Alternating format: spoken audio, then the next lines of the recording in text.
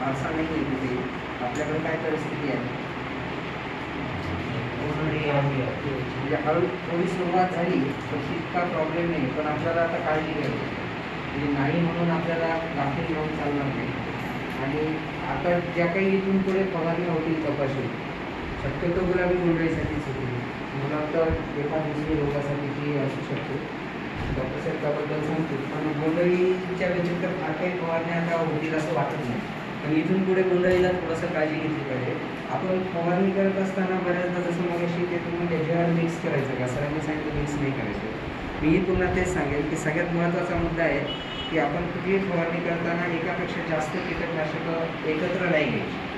त्याचं कारण असं आहे की प्रत्येक कीटकनाशकाची किंवा बुरशीनाशक असेल किंवा जे काही जैविक किंवा इतर जे काही वाढ संप्रदाय आहेत होते, त्यांची प्रत्येकाची कार्य करण्याची पद्धत वेगळी आहे. त्यांचा उद्देश वेगळा आहे. किडींचा आपण मारण्यासाठी आपण कीटनाशक वापरतो, रोगासाठीचं बुरशीनाशक आहे. प्रत्येकाची जी काही क्रिया करण्याची पद्धत आहे ती वेगळी असल्यामुळे त्यांना मिक्स केलं तर पर्यायानं जे काही एकाच टँकमध्ये जे मिश्रण तयार होणार आहे त्याचं तीव्रता कशी असेल, त्याची रासायनिक गुणधर्म काय असेल याबद्दल आपल्याला पूर्णच काही सांगते. त्याच्यामुळे ते किडीचं प्रबळ नियंत्रण तर मिळत नाहीच नाही, पण पिकावर ताण येतो. बऱ्याचदा मातीगळ गोंधळ ते बघितलं असेल तुम्ही बऱ्याचदा. आणि चुकून जे काही आता मी सांगणार आहे की कीटनाशक वापर करताना आपण कोणत्या पद्धतीची सुरक्षित साधनं वापरली पाहिजे. ती जर नाही वापरली तर बरेचसे शेतकरी नाही वापरले, त्यावेळी चुकून जर आपल्या नाकातोंडात गेलं, शरीरात गेलं, विषबाधा झाली तर खूप मोठं धोका आपल्या जीवाला असतो. मी ऐकलं असेल यवतमाळ भागामध्ये 2-4 वर्षापूर्वी खूप लोकांचं त्या ठिकाणी मृत्यू झाले. आपल्याकडेही चुकून एखाद दुसरी दुर्घटना होतच असते बऱ्याच ठिकाणी. त्यामुळे ही होऊ नये, ही वेळ येऊ नये म्हणून आपल्याला सुरक्षेचा वापर केला पाहिजे. त्यासोबतच कीटकनाशकांचं मिश्रण करून फवारणी करायची नाही. आता इथून पुढे जर फक्त बोंडअळीसाठीच आहे तर त्याच्यासाठी शिफारस केलेली कीटकनाशक आहे. कपाशी आता 120 दिवसाच्या आसपासची आहे. जर आलीच बोंडअळी तर तुम्हाला गरज पडली तरच करा. सिंथेटिक पॅरेथ्रॉइड गटातले कीटकनाशक असतात, ज्याच्यामध्ये लॅम्बडासायलोथ्रिन आहे, सायपरमेथ्रिन आहे, फेनोलरेट आहे. यापैकी कुठल्याही एका कीटकनाशकाची मी एवढी नावं घेतली म्हणजे बऱ्याचदा काय होतं, कन्फ्युजन होतं की मी सगळी मारायची. तर तसं नाही, यापैकी कुठलेही एक जे उपलब्ध होईल ते साधारणतः 10 ml 10 लिटर पाण्यात, म्हणजे 1 ml 1 लिटरसाठीचा त्याचा डोस आहे. आपल्या पंपाची ही किती कपॅसिटी 16 आहे की 20 आहे? 15. तर साधारणतः 10 ml 10 लिटर म्हणजे 15 ml 15 लिटरसाठी आपण वापरू शकतो. ज्या पद्धतीची कपॅसिटी आहे पंपाची ती त्या प्रमाणात गरजेनुसार कुठल्याही एकाची फवारणी घ्या. त्यानंतर 15 दिवसांनी आपली व्यक्ती झाल्यानंतर अजून जर ही विपुल शिल्लक आहे पुढच्या फवारण्या करताना तुम्ही एक त्यानंतर आपण लक्षात घ्यायचं की गुलाबी बोंडअळी आहे म्हणून नुसतं फवारायचं नाही. वेचणी झाल्यानंतर आपल्या पराठीला एका झाडाला किमान 6-7 बोंड तरी चांगली असावी तर फवारणीला अर्थ आहे. झाडावर वेचणी झाल्यानंतर तुमच्या 1-2 बोंड आहे आणि त्याच्यासाठी फवारणी कराल तर ते लागणारा खर्च, त्या 2-4 बोंडाचा असा मिळून येणारा कापूस, त्याचं उत्पादन ताळमेळ बसेल का?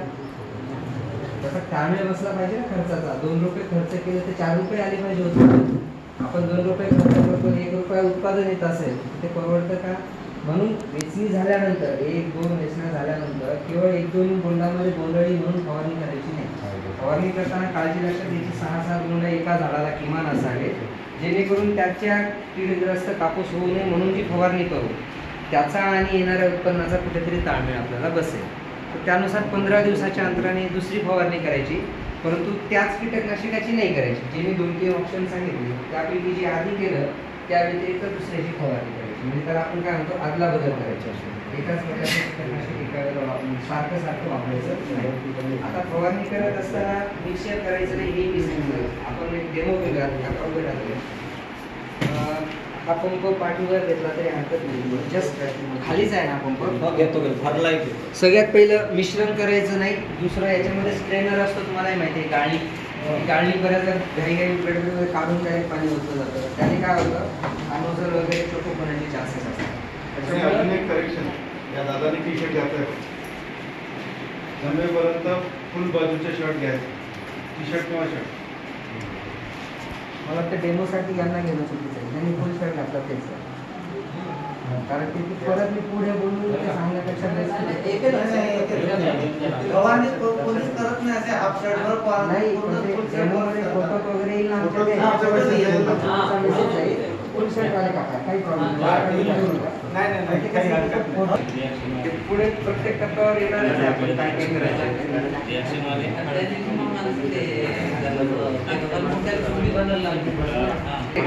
आता हे प्रत्येक गोष्ट का सांगायची तर आपली ही जी स्किन आहे कातडी आहे फवारणी करत असताना हवेने ते तुषार जे ते अंगावर उडतात बरोबर हे तुषार अंगावर उडाले एकतर आपण गरमीच्या दिवसात आता ह्या दिवसात गरमी होते घाम येतो मग त्या घामामुळे आपल्या त्वचेचे जे काही छिद्रे आहेत ते मोकळे झालेले असतात मग ते घामाचं पाणी तिथे असतं त्यासोबतच हे कीटकनाशकाचे दव त्या तुषारात पडले की शरीरात ऑटोमॅटिक त्या पाण्याबरोबर शोषले जातात आणि मग आपल्याला इथून काय होते हळूहळू लक्षात येत नाही फवारणी आपण करण्याच्या नादामध्ये लक्षात येत नाही पण करून झाल्यावर 2 तासाने कुठेतरी गरगरायला लागतं चक्कर यायला लागते मळमळ व्हायला तुमचा अनुभव असेल तर ही परिस्थिती कुठून येते त्या घामाच्या बरोबर ते त्वचेची छिद्र जी रिकामी झालेली आहे त्याच्याबरोबर तुमचं विष शोषलं गेलेलं आहे आणि त्याने तुम्हाला हळूहळू चक्कर आली मग तुम्ही म्हणाल की मास्क लावला होता मी डोळ्याला गॉगल होता किंवा ते तुमचं ते जॅकेट घातलं होतं पण हा भाग उघडाच होता की इथून सुद्धा जी काही बरीचशी कीटकनाशके ही पाण्यात सोल्युबल असतात म्हणजे मॅक्सिमम सोल्युबल असतात मग तुमच्या त्वचेद्वारे ती शोषली जातात म्हणून आपण काय सांगतो एक हातमोजा घालायचा फुल कपडे घालायचे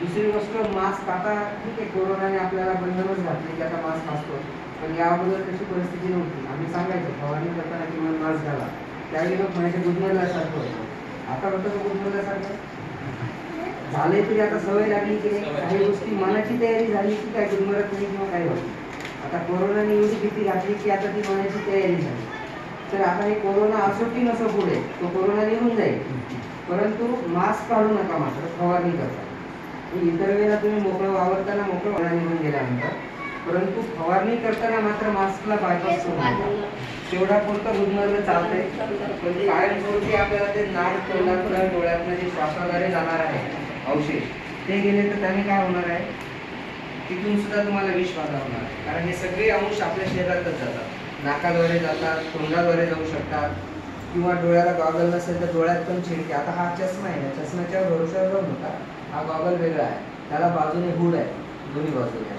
त्यामुळे छिडके डायरेक्ट तिथं उडणार नाही तुषार वगैरे त्यामुळे तो गॉगल असणं गरजेचं आहे आणि डोक्यावर सुद्धा आता बऱ्याचदा डोक्यात जास्त घाम येतो केसांमध्ये फवारणी करत असताना मग डोक्यावर जर काही संरक्षण नसेल तर तिथं सुद्धा ते फवारणीला औषध पण त्यानंतर हातमध्ये फक्त पंप पाठवून घेतल्यावरच नाही घालायचे हातमध्ये वापरायचे तेव्हा ज्या वेळेला तुम्ही कीटकनाशकाची बाटली फोडणार आहात किंवा ते समजा की अशा पद्धतीची पावडरची असेल ती कापणार आहात तर त्यावेळी त्याच्या अगोदरच नाकाला मास्क पाहिजे डोळ्याला गॉगल पाहिजे हातमोजा त्याचं कारण आहे की हे फोडल्यानंतर तुम्हाला एकदम त्यातला आतमधला जो वाफ असेल त्या कीटकनाशक बरेचसे हे त्याची वाफ निघते एकदमचा वास येतो उग्र वास असतो तो डायरेक्टली नाकात जातो आपण बऱ्याचदा अनुभवतो जातो नाका मग तो जाऊ नये म्हणून आधीच आपल्या नाकाला मास्क पाहिजे डोळ्याला गॉगल पाहिजे कारण डोळ्यातून सुद्धा त्या वाफ जाऊन आपले डोळे लाल होतात बरेचसे लोक तक्रार करतात डोळ्याची जळजळ होते डोळे लाल झाले त्याचं कारण तेच आहे त्यामुळे हाताळणी करत असताना काय करायचं की हातमोजा आधी घातलेला पाहिजे एक वेळ तो गम बूट तुम्ही डायरेक्ट फील्डमध्ये उतरताना फवारणी करताना घाला पण जोपर्यंत मिक्सर करताय मिक्सर म्हणजे मिक्सर नाही द्रावण मिक्सर आणि द्रावणमध्ये पण फरक आहे मिक्सरमध्ये 2-4 कीटकनाशके एकत्र करणे ते कधीच नाही करायचं द्रावण म्हणजे एक कीटकनाशक किंवा एक कुठलेही औषध पाण्यामध्ये मिसळायचं आणि फवारायचं तर आपण द्रावण म्हणतो त्याच्यात गलत करतात बरेचसे लोक मिक्सर म्हणजे वेगळं समजतात तर मिक्सर हा शब्द वेगळ्या अर्थाने वापरायचा द्रावण हा शब्द वेगळ्या अर्थाने तर ते हाताळत असताना हातमोजा असणं गरजेचं आहे त्याची कारणं मी सांगितली फुल कपडे असणं त्वचेद्वारे जाऊ नये म्हणून तेही सांगितलं आता दुसरी गोष्ट सगळं ते हाताळण्यावरच आलो आधी सगळ्यात पहिलं तर आपण खरेदी करताना काय केलं पाहिजे ज्यावेळेस तुम्ही कीटकनाशक खरेदी करायला बाजारामध्ये जाता त्या ठिकाणी या पॅकेटवर आता हे पॅकेट आहे म्हणून मी पॅकेट दाखवतो आपल्याकडे नाही आहे पण ज्या बॉटल असतात त्या बॉटलवर एक तर आहे ते कोणता त्रिकोण दिसतोय तुम्हाला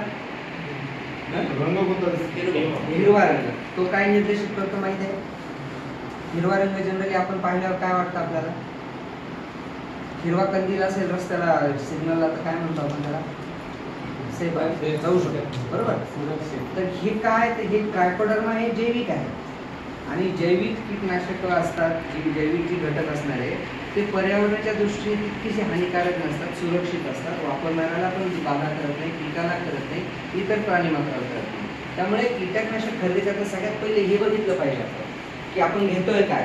तुम्ही मगाशी कोणतरी मोनोक्रोटोफासचा उल्लेख केला, तर त्या ठिकाणी लाल रंगाचा ट्रिगर असतो. आता लाल दिवा असल्यावर आपण गाडी क्रॉस केली तर काय होतं, धोका आहे की नाही. तर लाल असताना कधी आपण बऱ्याचदा म्हणतो लाल क्रॉस केला तर फक्त पोलीस पकडतील, असं नाही. ज्या बाजूचा सिग्नल सुरू आहे तो येऊन तुम्हाला ॲक्सिडेंट होऊ शकतो, जीवावर बेतू शकतो. म्हणजे लाल रंगाचा त्रिकोण असणारी कीटकनाशकं अतिविषारीपणा दर्शवतात, अतिविषारी गण. त्यानंतर काही याच्यावर पिवळा असतो, काही याच्यावर इमिडाक्लोप्रिड असेल, जे कॉन्फिडर वगैरे, त्याच्यावर पिवळ्या रंगाचा त्रिकोण आहे. पिवळा म्हणजे काय, लाल नंतर थोडा कमी पण विषारी, अतिविषारी, खूप विषारी.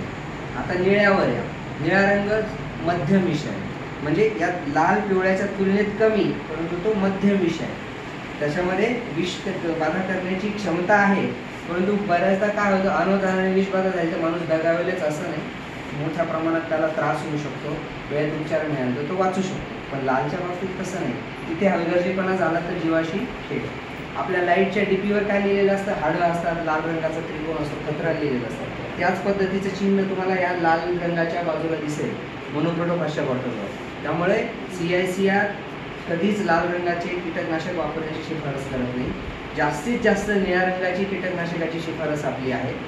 फारच अतिशय जास्त प्रादुर्भाव असेल जसा 2017-18 तर कुठेतरी येलोमध्ये आपल्याला जायला हरकत नाही, पण ती वेळ आज नाही आहे. त्यामुळे निळ्या रंगाची जास्तीत जास्त, आणि जिथं जिथं शक्य आहे तिथं जैविक वरचा ट्रायकोडर्मा आहे, त्याच्यासोबत आमचा निंबोळी अर्क आहे जो IPMचा खूप मोठा भाग आहे. गुलाबी गोंधळी असेल, रसशोषणीच्या नियंत्रणासाठी असेल तर निंबोळी अर्क याच्यावर सुद्धा ग्रीन सिंबल असतं आणि तो खूप प्रभावी आहे. सुरुवातीच्या काळात प्रतिबंधात्मक स्वरूपात जर केलं म्हणून खरेदी करायला दुकानात गेल्यावर तो त्रिकोण पाहायचा, त्यानुसार विषयाची तीव्रता असते आणि त्यानुसार प्रिकॉशनच्या बाबतीत खबरदारी गरजेची आहे. त्यानंतर हे पॅकेट सील नसेल तर घ्यायचं नाही. सील जर फुटलेलं असेल तर हवेशी संपर्क आला की या पावडरची कार्यक्षमता कमी होते किंवा त्या बॉटलमध्ये जे लिक्विड आहे त्याची सुद्धा कार्यक्षमता कमी होते. त्याचं कारण आहे की हवा आणि सूर्यप्रकाश यांची त्याच्यासोबत रासायनिक अभिक्रिया होते आणि त्याची ती नुसती पावडर बनते किंवा ते नुसतं लिक्विड शिल्लक राहतं. हा काही त्याच्याने कीड नियंत्रण होत नाही किंवा कधी कधी वेगळंच रसायन तयार होतं हवेशी संपर्क येऊन आणि ते जास्त बाधक ठरतं, जीवाला धोका होतो. म्हणून सील पॅकेट सील बंद असल्याशिवाय आपण खरेदी करायचं नाही. फक्त बिल घ्यायचं आहे दुकानदाराकडनं आणि हाताळत असताना त्यांनी सांगितलं. त्यानंतर फवारणी करत असताना ज्यावेळेस जोराचा वारा आहे, रिमझिम पावसाचा अंदाज आहे, शक्यतो त्यावेळेला फवारणी टाळायची. कारण जोराच्या वाऱ्यामुळे वाऱ्याच्या विरुद्ध दिशेने तर कधीच फवारणी करायची. ज्या दिशेने वारा वाहते त्या दिशेने फवारणी करायची. वारा असताना फवारणी करूच नाही, परंतु हलका वारा असतोच कधी शेतामध्ये, असं होत नाही एकदम शांत झालेलं आहे. पण वारा इकडनं येतोय आणि मी असा फवारणी करत चालतो तर काय होणार आहे, ती पिकाऐवजी जास्त ती अंघोळ जी आहे त्या फवारणीच्या तुषाराची ती मला मिळणार. म्हणून ती काळजी घ्यायची की ज्या दिशेने वारा आहे त्याच दिशेने आपण फवारणी करायची. पण तणनाशक फवारत असताना खूप मोठी खबरदारी घ्यायची की वारा नसावा, नाही तर तुमच्या शेतातले तुषार शेजाऱ्याच्या शेतात जाऊन तिथं त्याच्या पिकाला बाधा करू शकतात. तणनाशक हे त्याच्यामुळे मोठं नुकसान होऊ शकतं. त्यामुळे वारा नसावा, रिमझिम पाऊस नसावा, जास्त उन्हात फवारणी करू नका. त्याचे दोन कारण आहेत. एक तर फवारणी करत असताना उन्हात तुमची स्वतःचीच कार्यक्षमता कमी होते, उन्हामुळे तुम्ही थकता, घाम जास्त येतो, घामासोबत जास्तीत जास्त कीटनाशकाचे अंश शरीरात जातात, एक तुम्हाला धोका. दुसरा सेम कंडिशन झाडाची पण असते. झाडाची पर्णरंध्र असतात ज्यामध्ये पाणी कमी जर बाहेर पासपोज जर वगैरे पिला ती जास्त होत असते. त्याच्यासोबत जास्तीचं कीटकनाशक आत गेलं पानांमध्ये की त्या झाडाला इजा होते, बाधा होते, मग कुठेतरी पानं करपल्यासारखी होईल किंवा पात्यागळ बोंडगळ होते. म्हणजे अशी झाडाला सुद्धा कीटनाशकाचा विषाचा ताण पडतो, हे लक्षात ठेवा. या गोष्टीची भर उन्हामध्ये कडक उन्हात फवारणी करू नका. होता व्यक्ती सकाळच्या कोवळ्या उन्हात किंवा ऊन खाली झालं संध्याकाळ अशा वेळी फवारणी केली तर अतिशय फायद्याचं आहे. त्याच्यामुळे आता ही झाली सुरक्षा रक्षक. बऱ्याचदा काय होतं, आता तुम्ही फवारणी करून 4 लाईन केल्या, 10 लाईन केल्या, त्यानंतर दुसरे काका समोरून आले, गप्पा झाल्या, काय सुरू आहे काय कसं, आणि मग हळूच हात कुठे जातो जातो की नाही, मावशी सांगतात. आता ही मला मी हे नाही सांगणार की तुम्ही तंबाखू खाती नका का, हा तुमचा भाग, पण फवारणी करताना सांगू नका हे माझं कर्तव्य. तसं तंबाखू खाऊच नाही, कारण की आरोग्याला हानिकारक आहे. आता तो माझा विषय नाही, मी कीट शास्त्रज्ञ आहे, शेती पिकाचा तज्ञ आहे. मी फक्त ते संबंधी सांगेल की मग माझं कीटकनाशकाच्या विषारीपणाला तुम्ही जर जपायचं असेल, बाधा होऊ द्यायची नसेल, तर फवारणी करताना हे करू नका. त्यासोबत काही खाऊ नका. समजा करून तुमच्या शेतात पाकळी घेऊन आलो, जेवण घेऊन आलं, मग लगेच ते किंवा काही खायची एखादी गोष्ट लगेच तशीच खाऊ नका बिना हात न धुता वगैरे. स्वच्छ हात धुतल्याशिवाय कुठलेही मद्यपान, धूम्रपान किंवा खाणं जेही असेल खाण्याचे पदार्थ ते सुद्धा खाऊ नका, कारण त्या हाताला तुमच्या काय सगळे विषयाचे अंश आहे, त्याच्यामुळे ती गोष्ट करायची नाही. बऱ्याचदा होते अनावधाने, त्यात तुमचा दोष आहे असं म्हणत नाही. एवढं अंगाचं कष्ट तुम्ही करता, जड काम करता, थकवा कुठेतरी घालवायचा तुमचा तो विरंगुळा असतो. आपण तो विरंगुळा करण्यात थोडा महागात पडू शकतो, मग ती गोष्ट करू नका फवारणी करत असताना.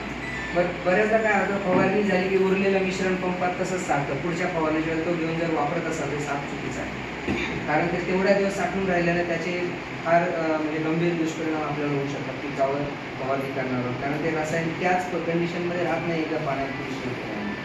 त्यामुळे ताजं मिश्रण ताजं द्रावण वापरायचं आहे फवारणीला, साठवून ठेवलेलं नाही. त्यामुळे जास्तीचं बनवायचंच नाही, शक्यतो जेवढं पाहिजे तेवढंच बनवा, पण इतकं कटुकट होत नाही. कधी थोडंफार उरतं, मग उरलेलं आपण बऱ्याचदा काय करतो, कुठेतरी पाण्याचा डोह आहे, नदी आहे, त्यात सोडून देतो, किंवा पाणवठ्यात मिसळत असेल किंवा असंच कुठेतरी उघड्या तसंच पडून राहत असेल.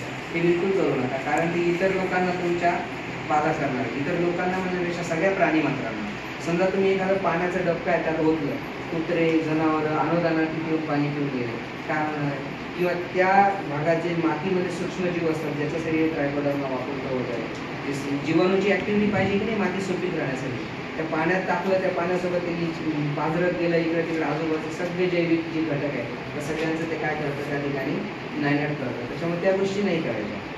त्यानंतर रिकामे डबे बऱ्याच आपल्याला हौस असते, मोठी बकेट सारखे काही गोष्टी असतात किंवा हे डबे आपण रिकामे झाल्यावर कशाला वापरतो, कुठे धान्य साठव, पुढे घरात पाणी भरायला वापर, असे याचे तोंड कापतात. बऱ्याचदा मी पाहिलं, ते खोटं आहे का?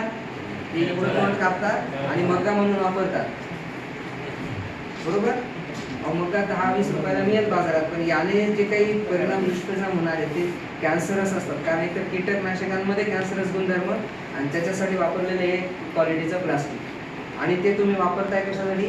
पाणी. बऱ्याच जनावरांना शेतात पाणी पाजण्यासाठी मी अशा प्रकारचे कंटेनर बघितले, तोंड कापलेलं, किंवा इतर घरगुती वापरासाठी तुम्ही वापरत असाल, हे बिलकुल चुकीचं का आहे. त्यामुळे हे प्लास्टिक असेल तर ते जाळलं पाहिजे, त्या पिशव्या असतील त्या सुद्धा जाळल्या पाहिजे, त्या वापरात आणायच्या नाही.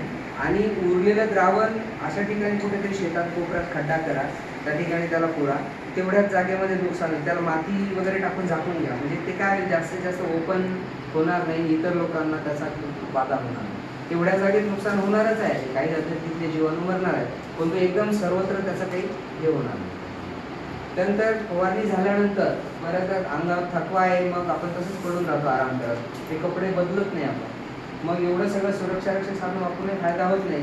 हा जो शर्ट आहे त्याच्यावर पडलेले चिडके ते त्यावर शोषले गेलेले आहेत, मग ते हळूहळू तुमची स्किन शोषून घेणार आहे आणि पुन्हा ती विषबाधा आहे, त्याची नाकातोंडा वाटे पण तुमच्या शरीरात जाणार आहे. म्हणून त्वरित कपडे बदलणं गरजेचं आहे फवारणी झाल्यानंतर. माहीत आहे थकवा आलेला आहे खूप, पण 2 मिनिटांनी काही फरक पडणार नाही. पहिले कपडे बदलून बाजूला ठेवा, हातपाय वगैरे साबणाने स्वच्छ धुवा, शक्य झाल्यास आंघोळ करा. 99.99% आंघोळच करा, पण ज्याला शक्य नाही फारच टाकलं, किमान तोंड हातपाय साबणाने व्यवस्थित धुवून कपडे बदलून थोडासा आराम करा, ही फार गरजेचं आहे. आणि चुकूनच कधी काही समजा तुम्हाला विषबाधा जाणवली, चक्कर येते, मळमळ होते, डोळे लाल झाले, अंगावर काढू नका. बऱ्याच लोकांना अंगावर खाज येते, तुम्ही ते आलिका नावाचे कीटकनाशक वापरताय का? वापरू नका, ते कॉम्बिनेशन प्रोडक्ट आहे, इफेक्टिव्ह खूप आहे, पण वापरताना मग काळजी घ्या, कारण त्याने स्किनला खाज येते, डोळ्याची जळजळ होते. फक्त तेच आहे असं नाही, मोनोक्रोटोफॉस जे आहे त्या मोनोक्रोटोफॉसने पण डोळ्याची आग होते, अंगाची लाही होते. तर ह्या गोष्टी सांगण्याचं तात्पर्य आहे की काळजी घ्या. आणि तरी पण तसं जाणवायला लागलं थोडंफार तर अंगावर काढू नका, त्वरित डॉक्टरांकडे जा, डॉक्टरांकडनं प्रथमोपचार घ्या. त्यांना शक्य झालं तर कोणतं औषध वापरलं तेही सांगा, म्हणजे थोडंसं काय की उपचार जे आहे योग्य देणं त्यांना शक्य राहील. हे फार गरजेचं आहे, कारण विषबाधा होऊ नये. आपल्याला शेती काही एका वेळेला करायची नाही, वर्षानुवर्ष शेती करायची, पिढ्यानपिढ्या तुमच्या पुढच्या पिढ्याने आपल्या पिढ्यांना शेती करायची. मग असं जर असेल तर केवळ मला काही होत नाही, मी रोज कीटकनाशक हाताळतो, ही एक बऱ्याचदा गैरसमजूत असते. मी रोज असतं त्याच्यामध्ये आज थोडी करतो असं असं नाही, वेळ सांगून येत नाही. अपघात हा एकदाच होतो, रोज होतो का? रोज झाला तर त्याला अपघात नाही म्हणत, त्याला रुटीन म्हणतो. मी जेवतो, झोपतो, फिरतो हे रुटीन आहे, ते अपघात आहे का? पण मी ठेच लागून पडलं हे रोज होतं का? ते कधीतरी होतं, म्हणजे त्याला अपघात म्हणतात, त्यावेळी नुकसान होतं. पण अपघात होऊ नये म्हणून काळजी रोज घ्यावी लागते. आलं लक्षात? म्हणून या गोष्टी आपण जाणीव बऱ्याचदा काय होतं, फवारणी करताना याच्यामध्ये कचरा माती वगैरे काही अडकलं तर आपण तोंडाने अशी फूक मारतो. किती लोक मारतात असं? कशा पद्धतीने मारतात आणि त्याने काय होणार आहे? फूक मारल्याने काय होणार आहे? आतमध्ये जे औषधाचे तुषार आहेत ते पण येणार आहेत की नाही तोंडावर. त्याच्यामुळे शक्यतो एकतर माती किंवा कचऱ्याशी संपर्क येऊ देऊ नका. चुकून तसं काही झालं तर एखादा टूथब्रश असतो 10 रुपयाला मिळतो, 20 रुपयाला, त्याने स्वच्छ करायचं, पाणी त्यावर फवारायचं आणि धुवायचं. पण नाकात अशी फूक मारायची नाही, ही फार चुकीची प्रॅक्टिस. छोट्या छोट्या गोष्टी आहेत. बघा, सांगण्याचं तात्पर्य गोष्ट छोटी फायदे मोठे. आम्ही हेच सांगतो, आमच्या गोष्टी छोट्या आहेत पण फायदे मोठे आहेत. तुम्ही करता गोष्ट एकच छोटी म्हणजे एखादी मोठी, पण त्याने अनेक तोटे होतात. मोठी गोष्ट करायच्या भानगडीत पडायचं नाही. छोट्या छोट्या गोष्टी करा, अनेक करा, पण फायदे त्याचे मोठे झाले पाहिजे. एकात्मिक व्यवस्थापनामध्ये पण तेच सांगितलं. टप्प्याटप्प्याने वेगवेगळ्या पद्धती अवलंबवा. गोष्टी छोट्या छोट्याच आहेत. वेळेत पेरणी करा, वेळेत पराठी उठून टाका, निगराणी करा, लक्ष ठेवा पिकावर की आली का, गरज असेल तरच फवारणी करा आणि सुरक्षा वापरा. हे सगळे छोट्या छोट्या गोष्टी पण फायदे त्याचे अनेक आहेत. त्यापेक्षा जास्त वेळ घेणार नाही मी. धन्यवाद तुम्ही शांतपणाने ऐकून घेतल्याबद्दल, आणि अपेक्षा करतो की यातल्या बऱ्याचशा गोष्टी तुम्ही फॉलो करा. सगळ्याच करा, जास्तीत जास्त ज्या ज्या शक्य आहेत त्या फॉलो कराव्या. तिघांनी जे सांगितलेलं आहे, पेरणी आणि पीक व्यवस्थापन, कीड रोग व्यवस्थापन वगैरे, या सगळ्या गोष्टी व्यवस्थित फॉलो करा. नक्कीच तुम्हाला त्यातून फायदा होईल. अडचण आली तर हे आमची मुलं पण आहेत, आम्ही पण आहोत, सगळ्यांसोबत काम करणार आहे. कोणालाही संपर्क करा, त्यांच्याकडून तुमच्यापर्यंत मेसेज पोहोचेल. डायरेक्ट व्हॉट्सअप करू शकता, फोन करू शकता, तुमच्या शंकेचं निरसन पण होऊ शकतं. तर धन्यवाद तुम्हा सगळ्यांना, आणि सगळ्यांना चांगला कापूस हंगामाच्याही शुभेच्छा देतो. नुकताच काल दसरा झाला, तशीच दिवाळी ती सुद्धा तितक्याच आनंदाने उत्साहाने तर तुमची पार पडो. चांगला कापूस निघो. त्यासोबत रब्बी हंगामात तुम्ही गहू आणि हरभरा लावत असाल, चणा किंवा जे काही पीक घेत असाल ते सुद्धा चांगल्या पद्धतीने वेळेत तुम्हाला इनपुट्स मिळत आहेत, त्याचं मार्गदर्शन पण मिळेल टप्प्याटप्प्यावर. ते अवलंब करा आणि चांगल्या पद्धतीने शेती तुमची फायदेशीर हो, अशी निसर्गाला आणि परमेश्वराला मी प्रार्थना करतो.